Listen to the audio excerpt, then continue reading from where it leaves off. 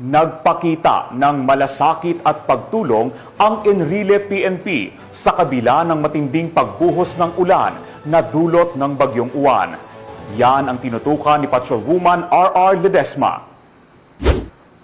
Sa kabila ng malakas na ulan at magtaas ng tubig dala ng Bagyong Uwan, noong ika-11 ng Nobyembre nito lamang taon, ang ating mga kapulisan ay muling nagpamalas ng malasakit na sumasalamin ng pagiging makatao. Hindi nag-atubiling tumulong ang mga tauhan ng Enrile Police Station na pinamunuan ni Police Captain Christopher B. Dawan, Deputy Chief of Police, kasama ang mga opisyal ng Barangay 2 Enrile, Cagayan.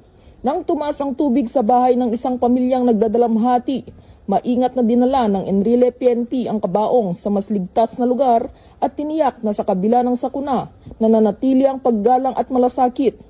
Pinuri naman ni Police Brigadier General Antonio P. Maralag Jr., Regional Director, ang mga kapulisan dahil sa kanilang patuloy na pagsusumikap na pagsilbihan ang mga kababayan nating nasalanta ng kalamidad.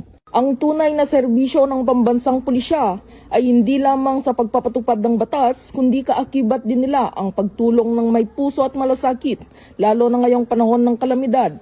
Dahil sa bagong PNP ay may serbisyong mabilis, tapat at nararamdaman tungo sa ligtas na bagong Pilipinas. Dito sa Police Regional Office 2, ako ang inyong Police News Network Correspondent, Patrolwoman Ledesma, alagad ng batas, tagataguyod ng Balitang Pulis.